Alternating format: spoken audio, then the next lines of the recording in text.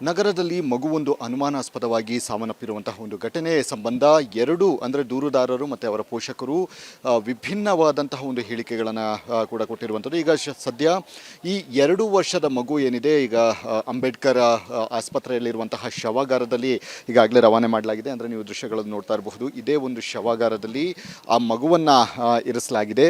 ಮರಣೋತ್ತರ ಪರೀಕ್ಷೆಯ ಬಳಿಕ ಎಕ್ಸಾಕ್ಟಾಗಿ ಏನಾಗಿದೆ ಅನ್ನುವಂತಹ ಒಂದು ವಿಚಾರಗಳು ಕೂಡ ಮುಂದಿನ ಹಂತದಲ್ಲಿ ಗೊತ್ತಾಗಲಿದೆ ಅಂತ ಹೇಳ್ಬೋದಾಗಿದೆ. ಕಾರ್ಲೆಟ್ ಡೈಸಿ ಅನ್ನುವಂತಹ 2 ವರ್ಷದ ಮಗು ಉಸಿರಾಟದ ಸಮಸ್ಯೆಯಿಂದಾಗಿ ಮೃತಪಟ್ಟಿದೆ ಅಂತ ಹೇಳಿ ಅವರ ಪೋಷಕರು ಹೇಳ್ತಾ ಇರುವಂಥದ್ದು. ಆದರೆ ಅದೇ ಮನೆಯಲ್ಲಿ ಇದ್ದಂತಹ ಆಕೆಯ ಸ್ನೇಹಿತೆ ಅಂದರೆ ಮಗುವಿನ ಪೋಷಕರ ಸ್ನೇಹಿತೆ ಹೇಳುವಂತಹ ಪ್ರಕಾರ ಪೋಷಕರೇನಿದ್ದಾರೆ ಅಂದರೆ ಅವರೇ ಒಂದು ಹಲ್ಲೆಯನ್ನು ಮಾಡುವಂತಹ ಮುಖಾಂತರ ಮಗುವನ್ನು ಕೊಂದಿದ್ದಾರೆ ಅಂತ ಹೇಳಿ ಆಕೆಯ ಅಲಿಗೇಷನ್ ಆಗಿದೆ.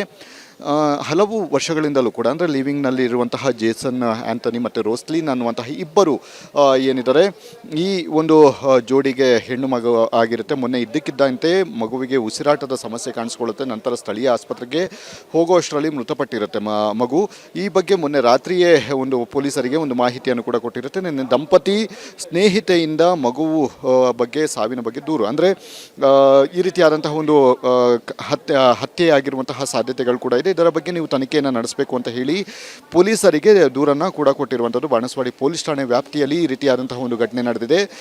BNS 194/4 ಸೆಕ್ಷನ್ ನಡಿ ಈಗ ಸದ್ಯದ ಮಟ್ಟಿಗೆ ಈ ಒಂದು ಪ್ರಕರಣ ದಾಖಲಾಗಿದೆ. ಮರಣೋತ್ತರ ಪರೀಕ್ಷೆಯ ಬಳಿಕ ಎಕ್ಸಾಕ್ಟಾಗಿ ಏನಾಗಿದೆ ಅನ್ನುವಂತಹ ವಿಚಾರಗಳು ಕೂಡ ಮುಂದಿನ ಹಂತದಲ್ಲಿ ಗೊತ್ತಾಗಬೇಕಾಗುತ್ತೆ. ಮಗುವಿಗೆ ತಾಯಿ ಹೊಡಿತಾ ಇದ್ರು. ಅದನ್ನು ನಾನೇ ಖುದ್ದು ನೋಡಿದ್ದೆ ಅಂತ ಹೇಳಿ ಅವರ ಒಂದು ಇದೇನಿದೆ ಅಂದರೆ ಕ್ಲಾರಿಫಿಕೇಷನ್ ಏನಿದೆ ಆ ಕ್ಲಾರಿಫಿಕೇಷನ್ ಕೊಡುವಂತಹ ಕೆಲಸಗಳನ್ನು ಕೂಡ ಮಾಡ್ತಾರೆ. ಇಲ್ಲಿ ಎಕ್ಸಾಕ್ಟಾಗಿ ಏನಾಗಿದೆ ಅನ್ನುವಂತಹ ವಿಚಾರಗಳು ಮುಂದಿನ ಹಂತದ ತನಿಖೆಯಲ್ಲಿ ಗೊತ್ತಾಗಬೇಕಾಗುತ್ತೆ. ಮರಣೋತ್ತರ ಪರೀಕ್ಷೆಯ ಬಳಿಕ ಈ ಒಂದು ಹಲ್ಲೆ ನಡೆದಿದೆಯಾ ಅಥವಾ ಎಕ್ಸಾಕ್ಟಾಗಿ ಏನಾಗಿದೆ ಅದೆಲ್ಲದರ ಮಾಹಿತಿಯನ್ನು ಕಲೆ ಹಾಕುವಂತಹ ಕೆಲಸಗಳನ್ನು ಪೊಲೀಸರು ಮುಂದಿನ ಹಂತದಲ್ಲಿ ಮಾಡಲಿದ್ದಾರೆ ಅಂತಲೇ ಹೇಳ್ಬೋದಾಗಿದೆ.